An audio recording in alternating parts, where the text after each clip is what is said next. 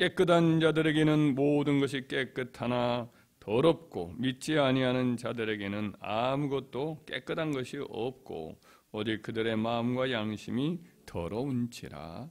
아멘. 깨끗한 자들에게는 모든 것이 깨끗하고 하나 더럽고 믿지 아니하는 자들에게는 아무것도 깨끗한 것이 없고 오직 그들의 마음과 양심이 더러운지라. 마음을 이렇게 강조했습니다. 양심과 마음을. 왜 그렇게 여기서 사도 바울이 가르치냐면 그 당시에 이제 그레데의 섬에 사역을 하고 있던 디도에게 특별히 이제 디도서의 전체적인 가르침을 보면 행실에 관해서 많이 강조를 해요. 믿음도 중요하지만 이제 뭐 행실이 굉장히 그 지역 일대의 사람들은 거짓말도 많이 하고 악한 짓을 많이 했어요. 그래서 그레데 사람들이 왜 그렇게 되는가를 이제 배경 분석을 해보면 그 사람들이 당시에 이제 헬라 사상이라는 게 있어서 만물을 이원적으로 봐요. 하나는 선하고 아름다운 이데아의 세계가 있고 그리고 세상 모든 만물은 악하다는 거죠. 더럽다는 거예요. 그렇게 봐요. 모든 것이 다 더럽게 보고 오직 이데아 세계라는 것만이 완전하고 순결하고 선한 것으로 이렇게 구별을 해서 지상의 모든 것은 다 악한 거예요. 좋은 것이 하나도 없는 거예요. 다 더러운 거예요. 거기다가 이제 유대인들이 와서 이제 음식 정결구례라든지 이런 걸 가르쳐요. 모든 세상 것들이 다 부정한 것이 많은 거예요. 더러운 것이 많은 거예요. 다 그냥 또 이렇게 부정한 것을 또 만지면 또 부정해지고 또 그 사람의 누가 접촉하면 부정해지고 이런 식으로 좋지 않은 그런 의식을 심어주니까 율법주의자들이죠. 유대인 중에서도 아주 율법주의자들이 많이 이렇게 그곳에서 가르쳤어요. 그러니까 이것도 죄고 저것도 죄고 이것도 하지 말아라 저것도 하지 말아라 이런 가르침들만 그레데 사람들이 받아서 다 부정적이었단 말이죠. 그리고 이것은 잘못된 것이기 때문에 이걸 이제 차단하려고 이렇게 가르치고자 이제 디도를 통해서 이제 가르치는데 그 마음과 양심이 더러워지면 모든 것들을 다 그렇게 보게 될 수밖에 없다. 그러나 마음과 양심이 깨끗하고 정결하고 선하면 세상 만물도 다 그렇게 또 선하고 아름답게 본다는 것이죠. 예수님도 이와 같은 말씀들을 가르친 바가 있습니다. 바리새인들에 대해서 예수님이 이제 가르쳐 주면서 눈먼 바리새인들이여 너는 먼저 안을 깨끗게 해라. 그리하면 겉도 깨끗하여지라. 마음이 정결하면 세상 모든 것을 다 좋게 보는 거죠. 마음이 부정적이면 세상 모든 것이 비틀어져 있는 거죠. 그래서 마음이 탐욕과 방탕이라든지 이런 것으로 가득 더러워지면 아무리 뭐 겉으로는 깨끗한 척, 의로운 척, 착한 척 해도 사실은 이제 다 더럽고 악하다는 거죠. 바리새인들은 더러운 것으로 보는 것이 많은데 이와 달리 주님은 이제 세상 만물이 정결하기 때문에 그와 같이 정결한 마음으로 보라. 씻지 않는 손으로 음식을 먹는 문제로 이제 다툼이 일어났을 때 예수님이 음식에 관해서 가르칠 때에 이런 말씀을 합니다. 입으로 들어가는 것이 사람을 더럽게 하는 것이 아니라 입에서 나오는 그것이 사람을 더럽게 하는 것이다. 왜냐하면 입에서 나오는 것은 마음에서 나오는 것인데 마음에서 나오는 것이 악한 생각과 살인과 간음과 음란과 도둑질과 거짓 증언과 비방이니 이런 것들이 사람을 더럽게 하는 것이요 씻지 않은 손으로 먹는 것은 사람을 더럽게 하지 못하느니라 하면서 이제 병렬 구절이라고 똑같은 구절을 기록한 그 내용을 마가복음에서는 뭐라고 말하냐면 이러므로 모든 음식물은 깨끗하다 이런 말까지 덧붙여주셨어요.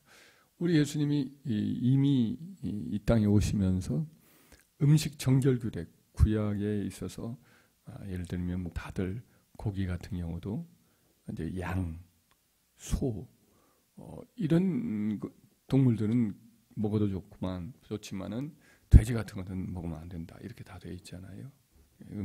예를 들면 물고기도 마찬가지죠. 비닐이 있고 진흙매가 있는 것만 깨끗하고 나머지는 다 부정한 거단 말이죠. 이런 규례들이 있었는데 이것은 영적으로 훈련시키려는 의미가 임시적으로 있었던 거고, 애들에게 막 먹으라고 할 수 없잖아요. 그죠? 우리 아이들에게 매운 음식도 막 먹이고 신 것도 먹이고 그러진 않잖아요. 영적으로도 마찬가지. 이때는 아기와 같은 존재여서 훈련시키려는 의도가 있었던 거죠. 근데 예수님께서 오셔서 이제 그와 같은 것을 다 폐지했다는 것을 말씀을 하고 있습니다. 근데 다 음식만이 아니라 다른 것도 마찬가지예요. 사도 바울이 디모데전서 4장 3절 이하에 이르기를 혼인을 금하고 어떤 음식물은 먹지 말라고 할 터이나 음식물은 하나님이 지으신 바니 믿는 자들과 진리를 아는 자들이 감사함으로 받을 것이니라. 하나님께서 지으신 모든 것이 선하매 감사함으로 받으면 버릴 것이 없나니 하나님의 말씀과 기도로 거룩하여짐이라 그랬다고요. 그러니까 이 당시에 잘못된 관념에 대해서 사도 바울이 지금 경고를 하는 거죠. 모든 것이 다 더럽고 악하다 이렇게 보고 있는데 그거 아니다. 하나님 지으신 모든 것이 선하다. 음식만이 아니라 가정의 제도, 결혼제도, 그러니까 남녀의 성에 대해서도 이것도 선하고 하나님이 주신 가정이라고 하는 제도 안에서 선하고 아름다운 것이다. 감사함으로 받으라. 이렇게 이야기를 해주는 거죠. 하나님 우리의 자녀를 낳고 기르기 위해서 또 행복과 기쁨을 주셔서 음식도 남녀의 사랑도 다 귀한 것이다. 이렇게 하나님 주신 선물이다. 이렇게 말씀을 하셨거든요. 이것이 다 태도, 내면의 태도에 의해서 부정하게도 되고 더러운 것도 되고 악한 것이 되기도 한다. 이런 말씀을 하셨어요. 하나님은 세상 모든 것을 아름답게 만드셨고 복되게 만드셨고 우리로 하여금 누리고 이렇게 하나님의 영광을 위해서 살아갈 수 있는 힘을 얻을 수 있도록 이와 같이 음식이라는 모든 것들도 주셨단 말이죠. 그래서 명백하게 죄라 이렇게 성경이 말씀하지 않는다면 이런 것들은 다 감사함으로 받으라라고 말씀을 해요. 그리고 기도와 말씀으로 거룩해진다 이렇게 말씀을 하고 있어요. 그래서 우리가 이제 음식이나 책이나 뭐 영화나 음악이나 스포츠나 사람들과의 교제나 이런 것에 있어서 양심의 거리낌이 없고 또 하나님 앞에서 기쁘고 감사함으로 여기고 하나님의 선물로 누리면 이것으로 복된 거지. 그러나 만약 마음이 꺼리껴진다, 양심이 가책이 된다, 죄라고 느낀다라면은 멀리 해야 하는 거죠. 만약 마음에 죄감을 느끼고 양심의 가책이 되고 하나님 앞에 부끄러운데도 불구하고 이걸 계속 이런 것을 행한다 그러면은 양심이 약해지고 믿음도 약해지고 은혜가 되지 못하고 그것은 죄가 되는 거죠. 그래서 로마서 14장 22절 23절에 보면은 사도 바울이 이렇게 말합니다. 네게 있는 믿음을 하나님 앞에 스스로 가지고 있으라. 자기가 옳다는 바로 자기를 정죄하지 아니한 자는 복이 있도다. 의심하고 먹는 자는 정죄되었나니 이는 믿음을 따라 하지 아니하였기 때문이라. 믿음이라 여기서 믿음이라는 것은 마음의 그 양심의 이 저울에 의해서 이와 같이 이제 판단을 하는 그 이제 의미에서 믿음이죠. 믿음을 따라 하지 아니하는 것은 죄니라 이런 말씀으로 사도 바울이 이야기를 합니다. 그런 점에서 보면은 성경에 명백하게 죄라라고 말씀한 것을 범하는 이 하나님의 말씀에 의해서 명백히 죄가 아니고 죄 또 불법 혹은 선, 의 이와 같은 것이 명백히 드러나는 것이 아니라고 하는 부분이 있잖아요. 회색지대라고도 말할 수 있는 그런 부분에서 우리는 결국에는 어떤 의미에서는 기독교도 마음의 종교다 할 수가 있어요. 불교가 일체유심조라 해서 모든 것은 다 마음에 달려있다 이런 말을 하는데 이와 같이 주관적이고 뭐 완전히 인간의 마음에 따라 달린다. 예를 들면 원효 스승이 깨달았다고 하는 그 대각성의 어떤 계기가 되었던 것처럼 그 명나라인가 저 인도 가다가 이분이 이제 그만두잖아요. 가다가 깨서 일어나서 물을 좀 마시고 싶어서 했더니 해골물을 이제 모르고 마시는데 너무 달았단 말이죠. 일어나서 깨보니까 그 물이 해골에 박아져 있었던 물이에요. 그러고 나서만 이제 토하려고 토하는 그런 어떤 생각도 들었지만 깨달아 보니까 다 마음먹기에 달렸더라라는 것을 깨닫고 이제 성지 순례 가려고 인도 가려고 하던 것을 그만두고 돌아왔다라는 그런 일화가 있어요. 이와 같이 전체가 다 마음에 달려있다 이렇게 보는 것은 좀 너무 주관적이죠. 우리는 하나님 말씀이 있잖아요. 명백한 선악의 기준을 말씀하는 말씀이 있으니까 우리는 말씀의 종교인 것을 분명히 기억을 해야 됩니다만은 그와 동시에 분명하지 않은 부분들 이런 것들은 성경에서 말씀하지 않는 것들은 우리 마음 안에서 하나님 주신 양심, 인간의 하나님 주신 이성, 이해력, 판단력 이런 것들이 있으니까 이 점에서 우리가 미움에 부합한 결정을 하고 마음과 양심에 꺼리낌 없는 결정을 하고 하나님 앞에서 감사함으로 내리는 결정을 하면 이것으로 우리가 족한 줄 믿습니다. 우리가 참 마음이 중요하다. 마음이 의해서 판단하는 것이 중요하니까 마음을 항상 또 지키는 것이 중요하죠.